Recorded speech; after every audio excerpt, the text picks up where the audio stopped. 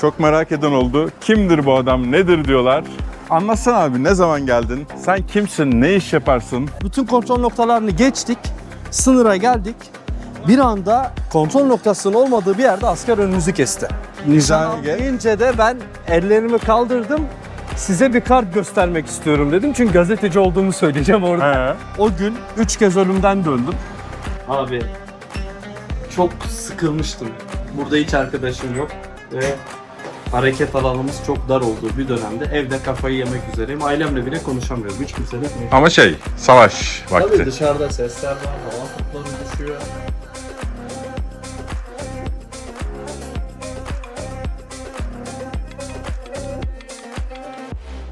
Arkadaşlar, hepinize tünaydın. Şükran. Muhteşem sıcak bir Şam gününden hepinize selamlar. Allah, ne güzel şeyler var ha. Selamlar. Burası. Yanımızda da kim var? Deniz Büstani. Benimle dolaşıyor biliyorsunuz birçok yerde ama çok merak eden oldu. Kimdir bu adam, nedir diyorlar. Kendisi Yani. gazeteci. 2015 yılından beri, yani savaşın en kızgın olduğu dönemden beri kendisi Suriye'de gazetecilik yapıyor ve gerçekten çok kıymetli birisi. Çünkü Türkiye'deki tek gazeteci. Ha, burada resmi olarak kalan, en uzun süre kalan tek Türk gazeteciyim. Tek Türk Savaştan gazeteci. önce. Biliyorsunuz Deniz burada ama Türkiye'de Bodrum'dan yayın yapan foncu gazeteciler daha çok kıymete biniyor değil mi? Halkımız tarafından. Aslında sen burada gerçekleri Ya anlatıyorsun. Gördüklerini anlatıyorsun ve yaşayarak anlatıyorsun ama Bodrum'daki evinden, balkondan oturup savaş böyle olmaz, şöyle olur diye Tabii. laf atanlar da var. İran'da yaşamış ya. Tabii onlar İran'da yaşadığı için İran-Irak Savaşı'nı görmüşler daha 2 Tabii. yaşındayken falan. Bilmiyorum kaç Sen- yaşında hanımefendi ama. Benden 80. küçük yani. Öyle mi? 83'lü falan herhalde. Evet, onlar Evet. böyle savaş bilmişlik yaparken Deniz Savaş'ın en ateşli olduğu dönemde buradaydı. Anlatsana abi, ne zaman geldin? Sen kimsin? Ne iş yaparsın? Sen nasıl bir insansın? Abi ben 2000, Sen insan değil misin diye. Söyle abi. ben Sofya Üniversitesi'nde siyaset bilimi uluslararası ilişkiler eğitimi gördüm 4. sınıfa kadar. Fakat Evet. o dönemde işte belli denklik sıkıntılarından dolayı Türkiye'ye geçiş yaptım. Türkiye'de yeniden okumak zorunda kaldım aynı bölümü. Ankara'da bir vakıf üniversitesinden mezun oldum. Fakat vakıf üniversitesinde eğitim veren bir hocamız vardı. Evet. Rahmetli Oya Akgörenç hanımefendi. Saadet Partisi Genel Başkan Yardımcısıydı o zaman. Oo, Saadet Partili bir de. Tabii. Sen bayağı Atatürkçü birisin benim tanıdığım kadarıyla. Evet, yani ben biraz daha ortanın solunda Hı hı. tarif edilebilecek biriyim. Cumhuriyet Halk Partiliyim. Hanımefendi dersleri soru cevap şeklinde işliyordu.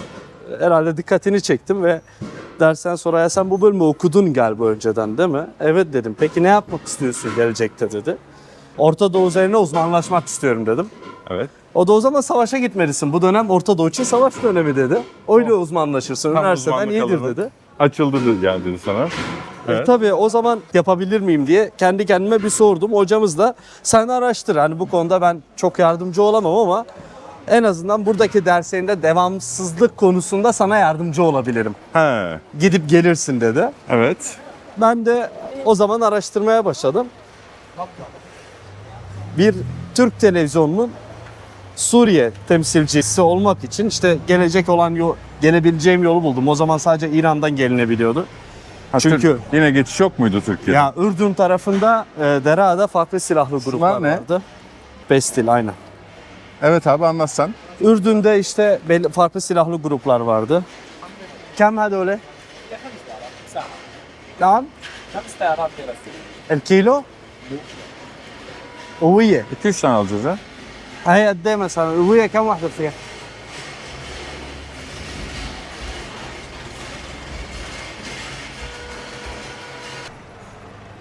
Isınmış herhalde. Bunu aldık, bakalım tadalım. Evet abi, devam et. Ben arada böleceğim seni böyle bir Tabii. şeyler yemek için. Oya Akgörenç hanımefendi işte o nasihatte bulunduktan sonra rahmetli ben araştırmaya başladım ve Türk televizyonunun temsilcisi olarak bir gazete ve televizyon Aha. temsilcisi olarak Şam'a geldim ilk olarak Şahane. 2015'te ve 2015 yılından itibaren buradaki savaşı birebir yaşadık ki 2015'te en şiddetli çatışmaların yaşandığı yıldı. Savaşa geldin. Havan topları atılıyor. Günde kaç tane havan topu atılıyor mesela? Ortalama Şam'ın %20'lik kısmına 400 havan topu düşüyordu ilk geldiğimde. Ve Türkiye'de diyorlar ki bana Şam'da hiç savaş olmadı. Oralarda gezersin tabii. Şam'ın %80'inde savaş oldu. Belli bir süre devlet kontrolü tamamen elden çıktı yani. Emevi %20 Camii'nde adam bana havan topu düşmüş yeri gösterdi. Tabii canım. Emevi Camii de biliyorsun gördün Aha. ya şehir merkezi. Gidiyordu. Evet. Zaten ne kadar merkez olabilir daha. Tabii. Burası da Hamidiye Çarşısı'nda yürüyoruz bu arada. Evet. Sultan II. Abdülhamit'in Yaptırdığı yaptırdığı çarşı. çarşı. Kapalı çarşı. Of, adamın karizmaya bak ışıklarda. Sonra geldin. Korkmadın mı abi hiç? Yani Tabii. havan topları düşüyor, savaş var, terörist gruplar var. Aman Allah'ım yani. İlk korkumu nerede yaşadım? Yanımda Türk bir gazeteci vardı. İşte hiç İngilizce, Arapça bilmiyor. Araçla giderken diğer Türk gazeteci de camı indirdi. Fakat bizim şoför de şey yapmaya çalışıyordu işte. Yani bizi korkutmamaya çalışıyordu. Daha Aha. çok tedirgin etmemek için bizi almaya gelen buradaki Enformasyon Bakanlığı'nın Evet. gönderdiği arabaydı. Gazeteci olarak geldiğimiz için. Aha. Camı indirdi ve sigara içiyor. Uzun süredir yolculuk ettiğim için İran'dan geldik. Şoför şunu söyledi. Ya arkadaşı endişelendirmeden şunu söyledi. Sana dedi. Şu ağaçlar var ya dedi arasında dedi. Bir sürü terörist var dedi. O camı kapatsın araçta zararı dedi. İlk korkumu orada yaşamıştım. Küçükken Adana'ya giderdik. İncir, dikenli incir derlerdi.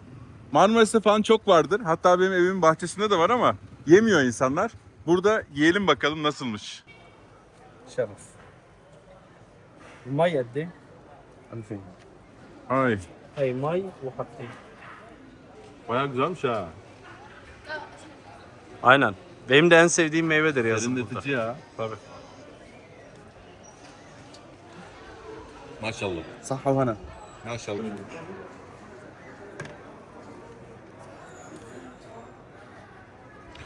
Oh, buz gibi. Arkadaşlar burada çocukluğumuzdaki gazozlardan var. Kalitesiz gazozlar. Say bakalım kaç tane de içeceğim. Hadi bakalım.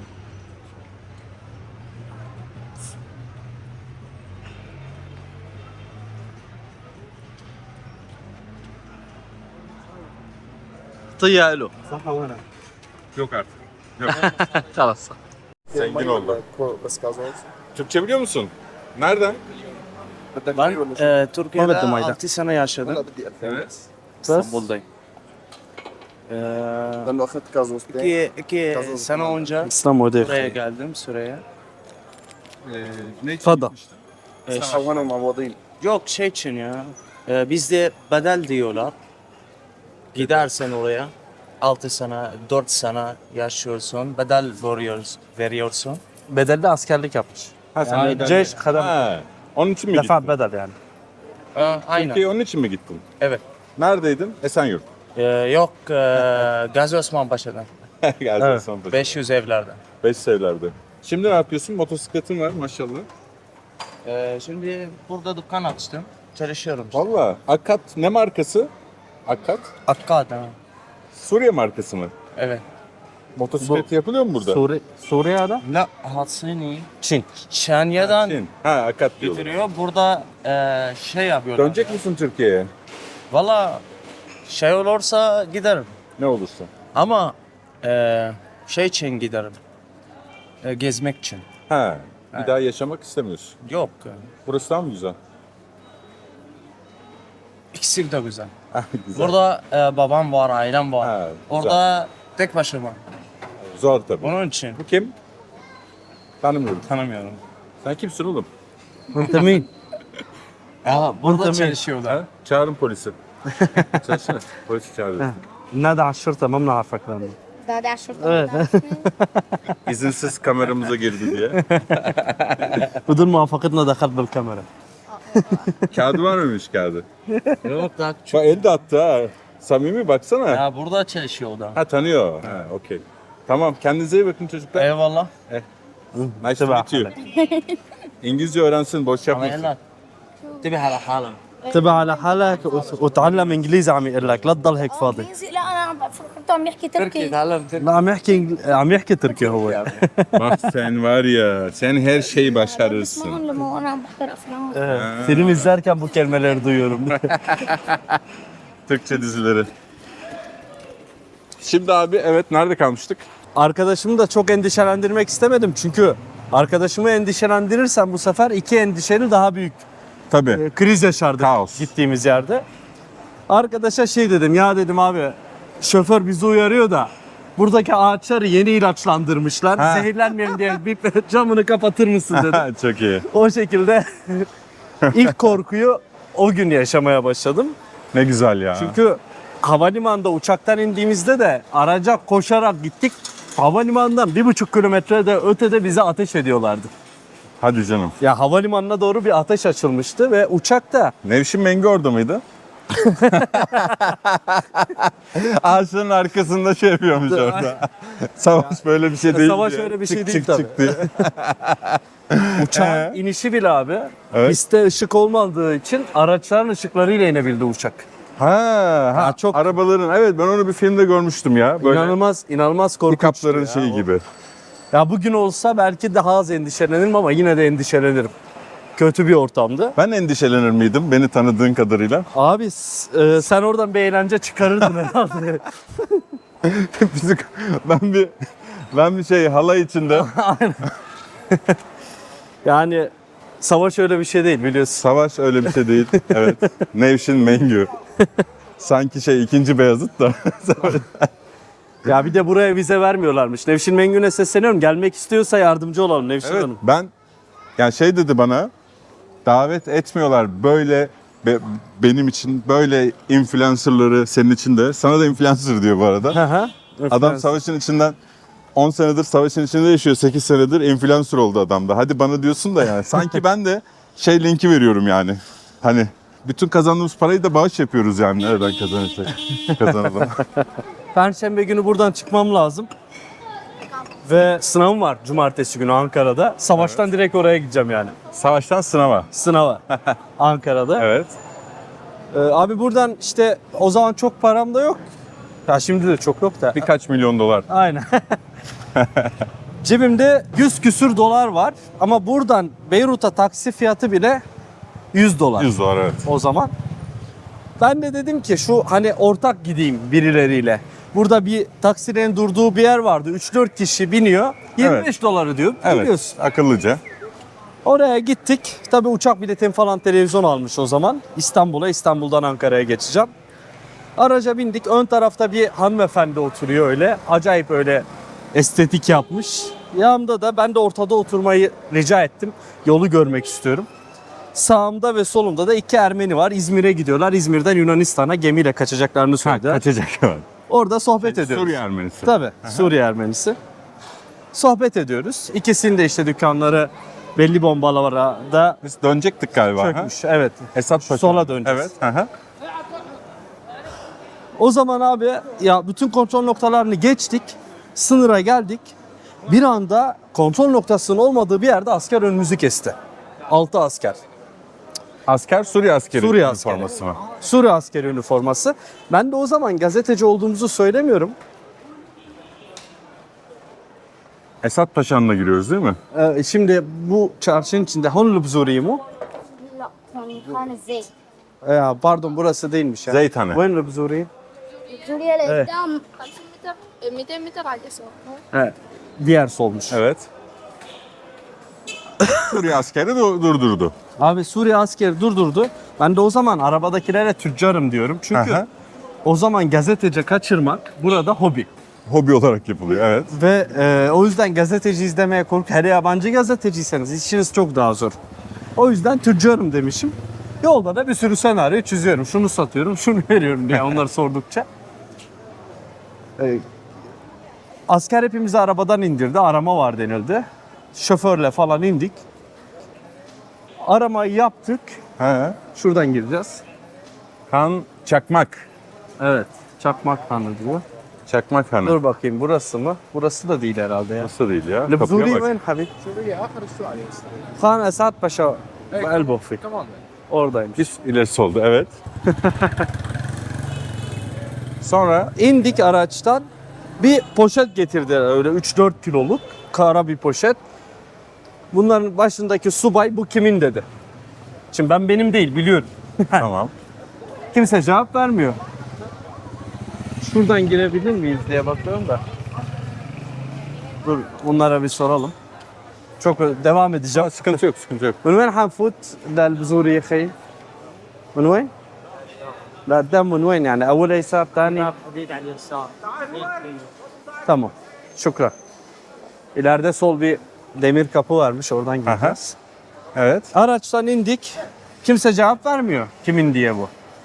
En sonunda nişan al dedi askerlere. Aa, Hepsi bize nişan aldı.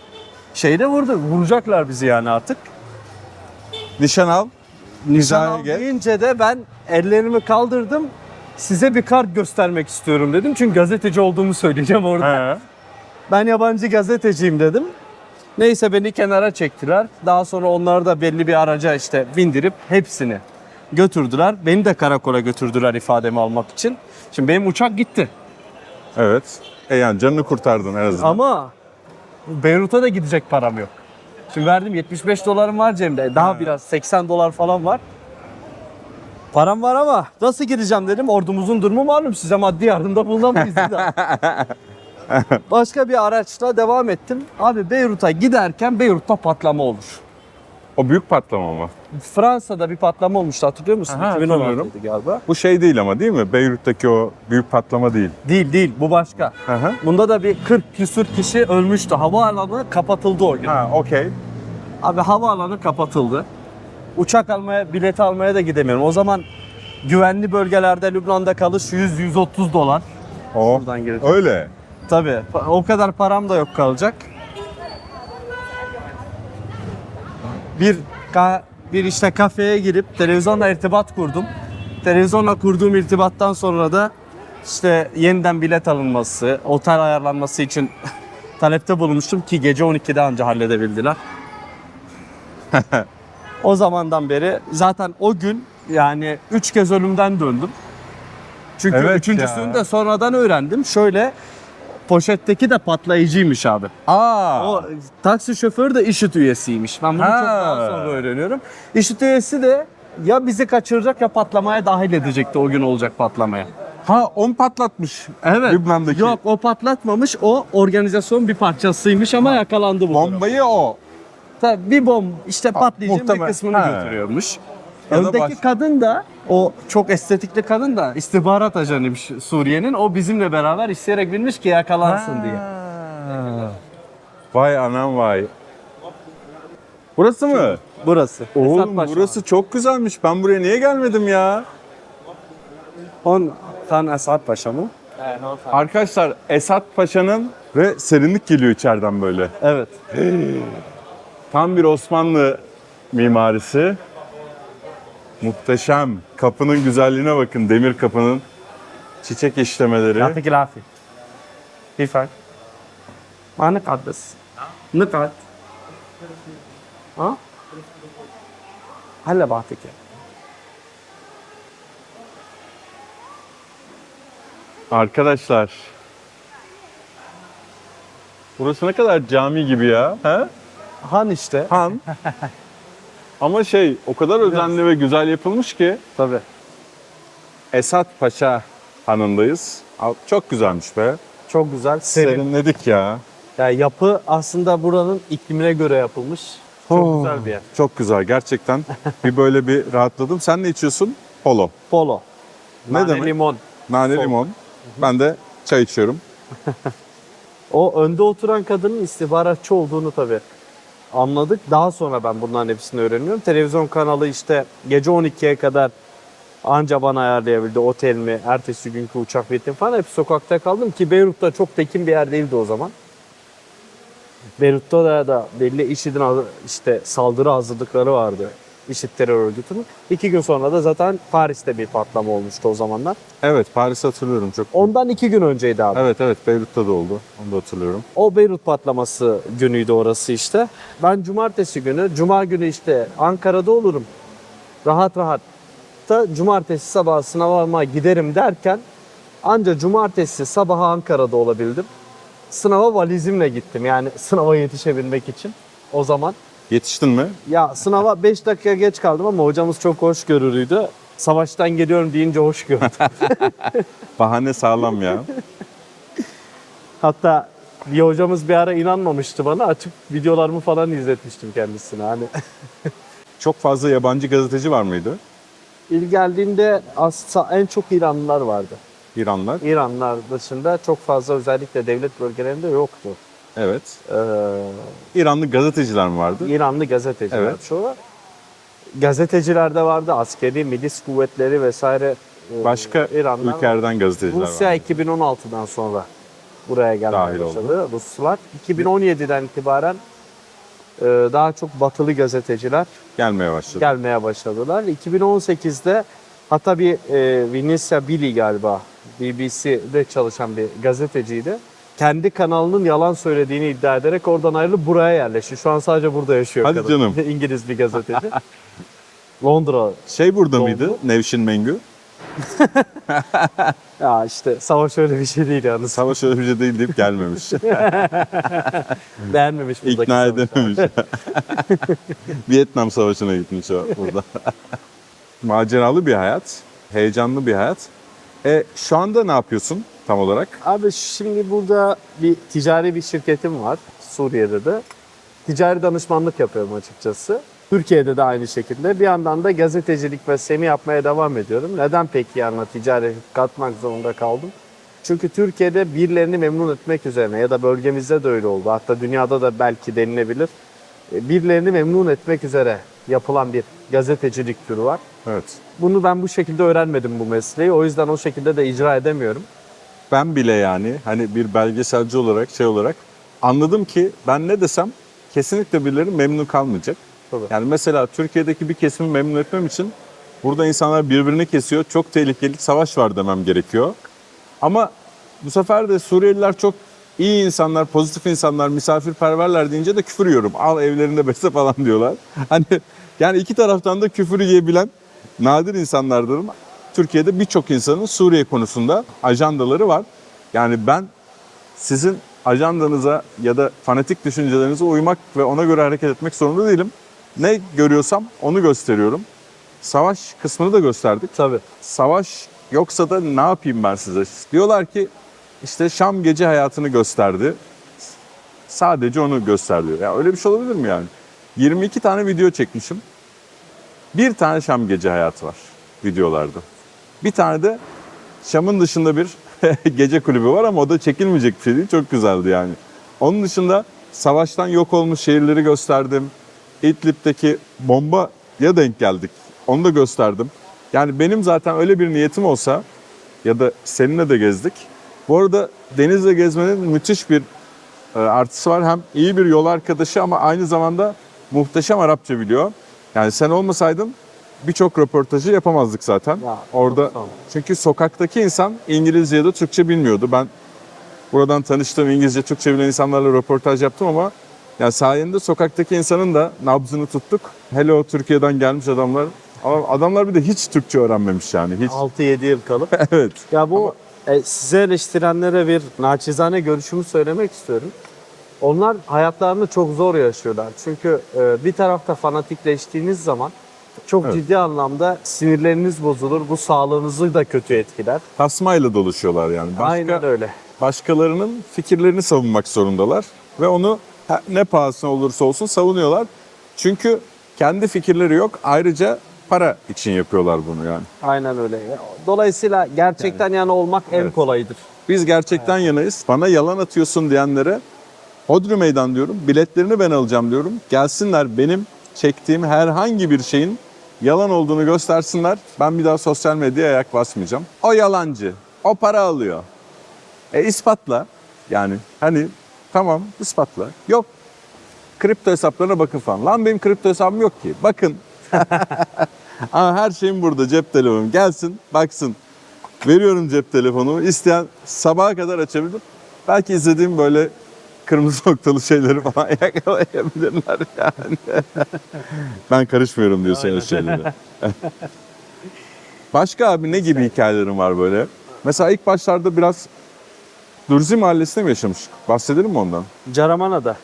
O nasıldı abi? Birazcık değişik bir yer orası. Abi, Beraber gittik ki sen. Evet. Tabii Caraman çekim yapmadık orada ama çekim yapmamızın sebebi de biraz orası. kontrol dışı Evet. sayılabilecek bir yer. Şöyle biraz daha illegal işlerin en çok döndüğü bölgelerden birisi. Yani Şam'da olmasına rağmen Şam dışında bir yer gibiydi. Başka bir ülkeye gelmiş gibiydi. Ha, şunu bakın söylememiz lazım. Diyoruz ya gerçeklerini söylüyoruz diye. Evet.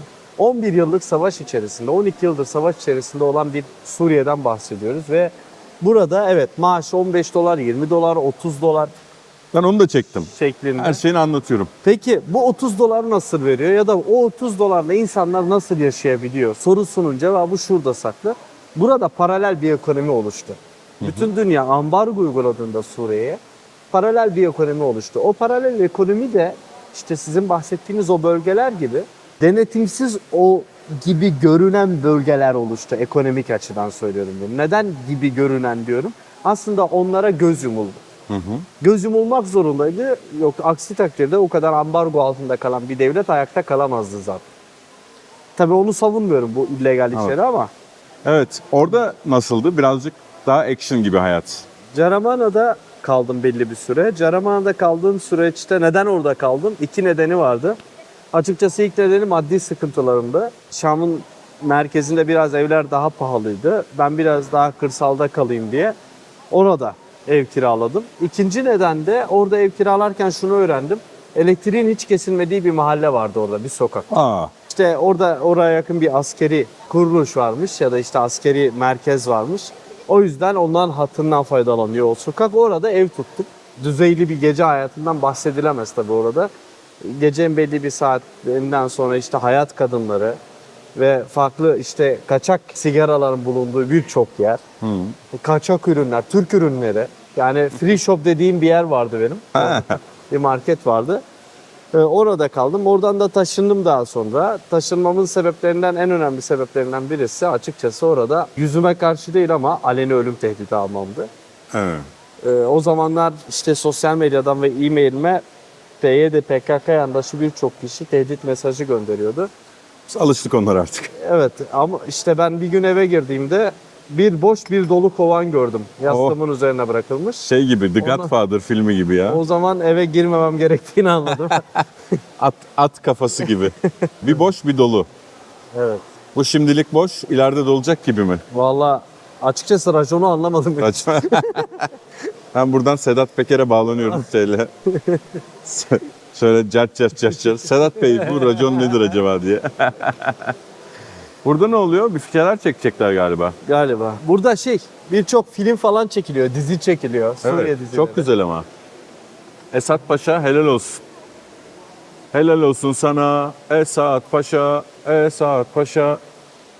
Çok güzel. Güzel yapmışlar. Ha, bu kubbeler falan zor iş ha. Yani. Canım. Ama benim kaldığım otelde mesela bunun gibi aynı duvarları. Hep Osmanlı. Osmanlı buraya çok özen göstermiş. Kapalı çarşı yapmış. Bir aslında minik bir İstanbul yapmaya çalışmışlar belki Evet, zamanında. doğru. Şam'da.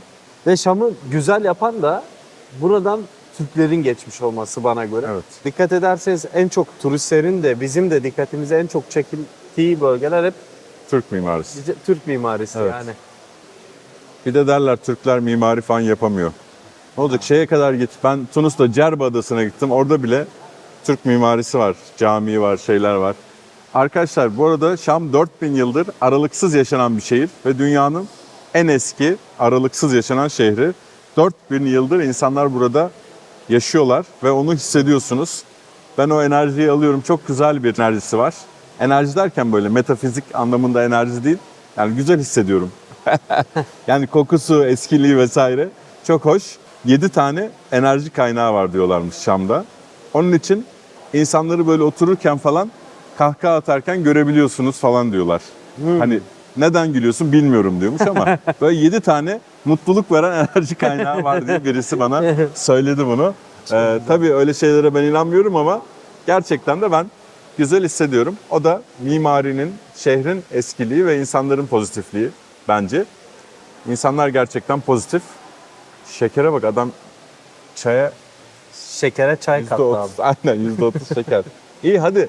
Bir hikaye daha var. George barına gidelim mi? Gidelim abi. Hey George, versene borç. Olmaz Michael, bende de yok. Esat Paşa ممكن في Hanı, غرفة لورنس العربي. öğrenciler için 50, Evet, Suriyeliler için 100, Suriyeli olmayanlar için 1000 lira. في غرف فوق. 1000, 10 cent. فينا Yani نطلع؟ من وين بدي اطلع؟ خذ هاي. 2,5 lira. 2,5 Tvercina lira. değil lan. Giriş ama biz ödemedik. تجي معنا؟ Öylesine yazmışlar. Tamam.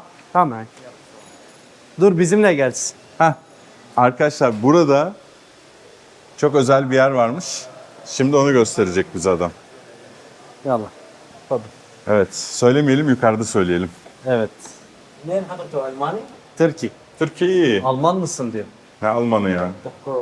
Deutsche Welle. انا فرن.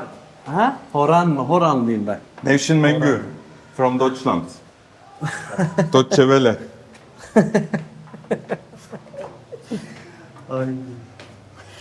Biz bir Alman tanırız, o da Nevşin Mengü. 88 غرفة. Urfa mı? Naam. 88 غرفة. Urfalıyam, ezelden Urfalıyam, ezelden. 88. 88 oda var burada. Maşallah. 44 yukarıda 44. Kullanılıyor muymuş? ايه عم يستخدموا شيء غرف؟ لا هلا بس قبل كان يناموا فوق يعرضوا بضاعتهم. يعملوا شو؟ فوق يناموا ايوه. تحت العرض البضاعة يعتبر خان يعني تجار. Arkadaşlar muhteşemliğe bak. Yatılı hanmış burası. Yatılı ticari merkez. Eskiden ama. Eskiden. Şu anda- Yukarıda yatıyorlar. Şu anda gördüğünüz gibi. عادية القوم للتجار والقوافل الحج. Tüccar يوم كانت دمشق مركز تجاري. ticaret merkeziyken Şam. Ne? Nereye girdi?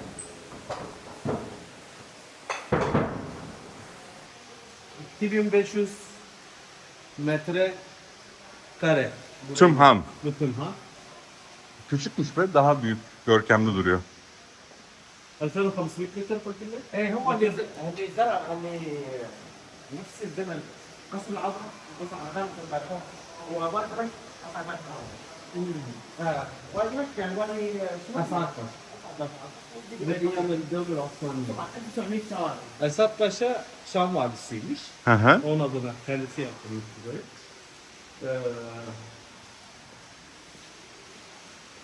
Azım diye bir şey var. Elazığ Sarayı. Hı hı. Azım Sarayı. O El Azım Sarayı da eş zamanlı yapılmış bir yer. Evet, biz bu arada çok şanslıyız arkadaşlar. Girilmeyen yerlere giriyoruz. Evet. Size çok özel bir yer göstereceğiz ama. Bismillahirrahmanirrahim. Neler oluyor lan? هاي كان بيصير مكتبة. Mektebi. Burası kütüphane. Abi baksana. Kurbanın şeyi mi bu? Kuş herhalde. Ha? Burası mektep. Ahmet Suri kütüphane gidiyor burası. Ha, şeye bakıyor bakın. هاي هيك بتروح على الشاغور. هيك امامك شاغور هيك على Bu şey sonra gittiğimizde senin otelin oraya Aha. gidiyoruz abi. İlerisi Babşagur. Ne güzel şeyler var, lambalar. Burası kütüphaneymiş. Aha. Çok tatlı bir kütüphane var. Evet, evet. Savaş olmasa buralar hala otel olarak, 5 yıldız otel olarak kullanılır.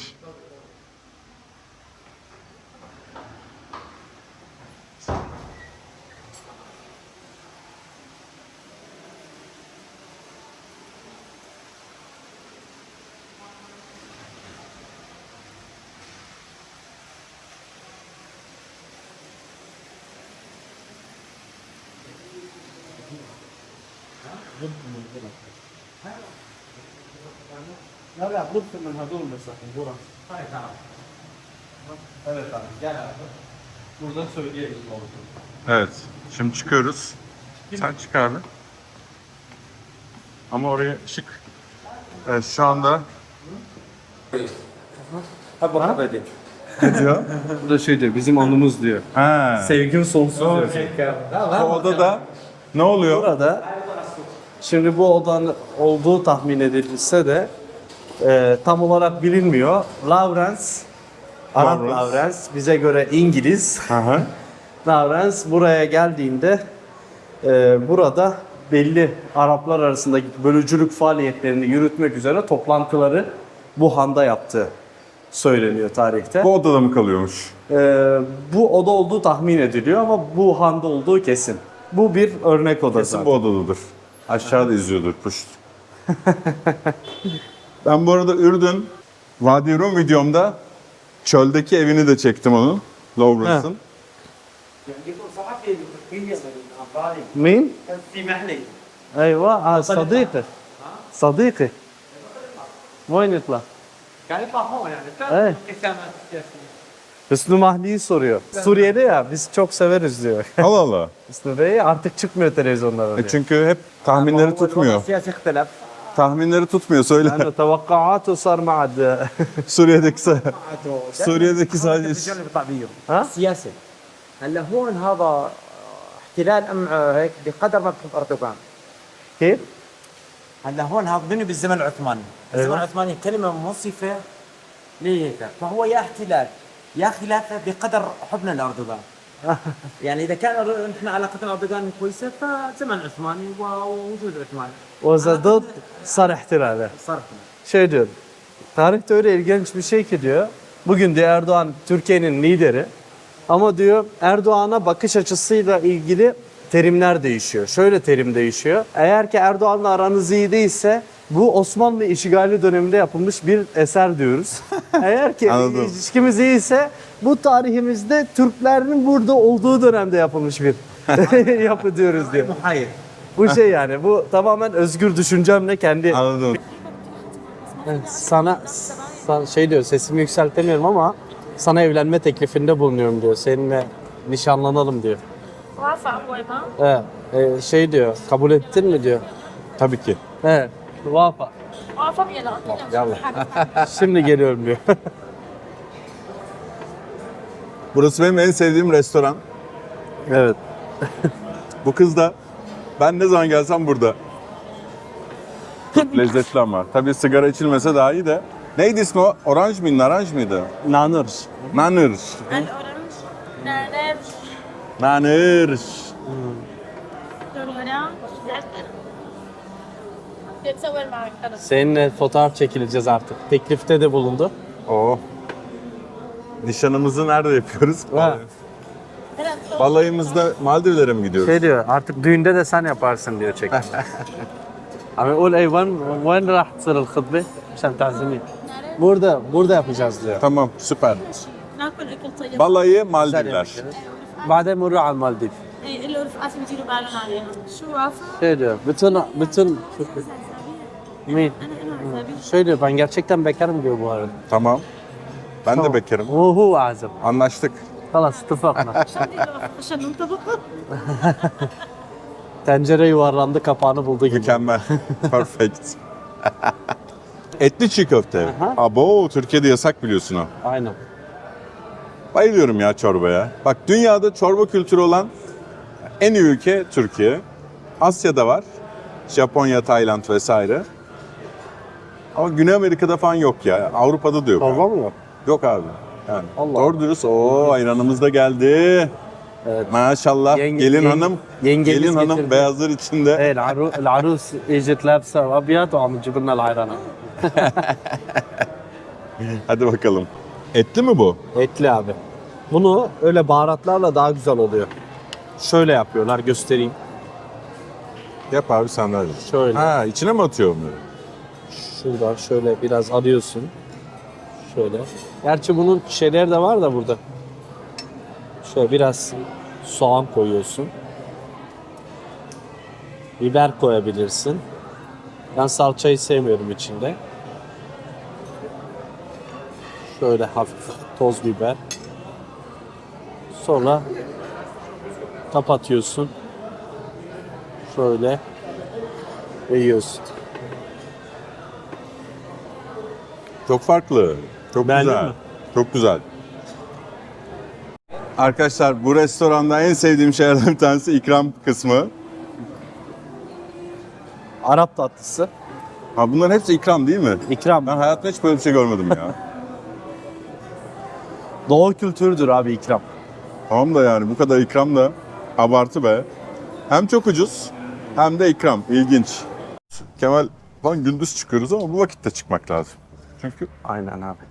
1'de 2'de abi çık. Şu anda hava güzel oldu. Az önce bayılmak üzereydik ikimiz de. Yani 1'de 2'de çıktığın an burada yamuluyoruz. Arabaya bak. Aynen. Şuradan gidelim mi? Tamam. Otele. Bu şeye gitmiyor muyuz? Abucar buradan daha yakın. Tamam. Abu George'a gidiyoruz. Evet. O ünlü Abu George barına geldik. Bir shot atalım ya. Abu George. Abucar be. Siz misiniz? Selam. How are you? How are you? Good. Oo, biralardan lamba. Az hatırlıyor benim anıyı. Çok güzel. Oo. Abu George'a bak. Çok güzel ya. Tam bir şey var. Bir tekile atalım. Abi çok sıkılmıştım.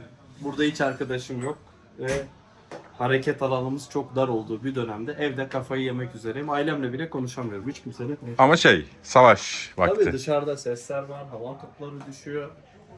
Ve birçok yani işte yarın Esad düşer, bugün düşer gibi şeyler bile söyleniyor yani. Evde bunaldım. En son yeter ya, öleceksem öleyim dedim. Çok sıkıldım. Yeter yeter, öleceksek ölelim. Evet. İçki içmek istedi canım.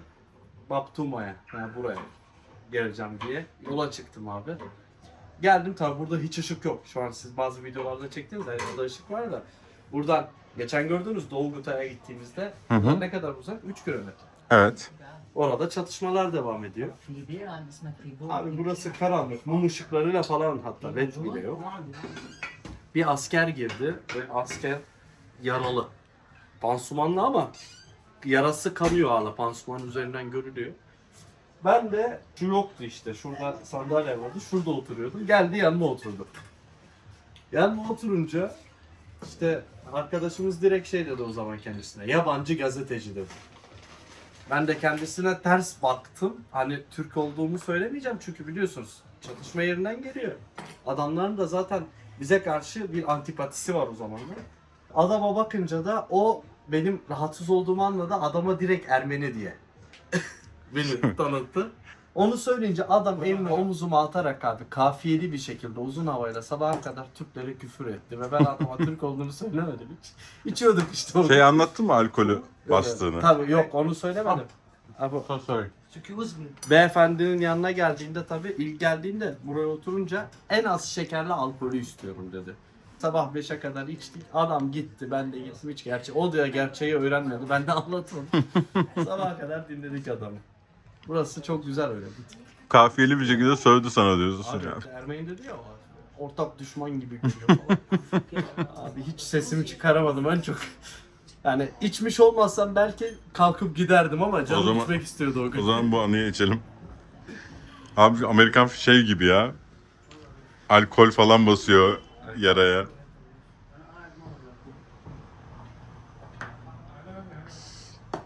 Şükran. Saha. Abu George is the best. Kendinize iyi bakın. Bugünlük bu kadar. Deniz'de sosyal medya hesaplarını yazacağız. Takip etmeyi unutmayın. Hoşçakalın.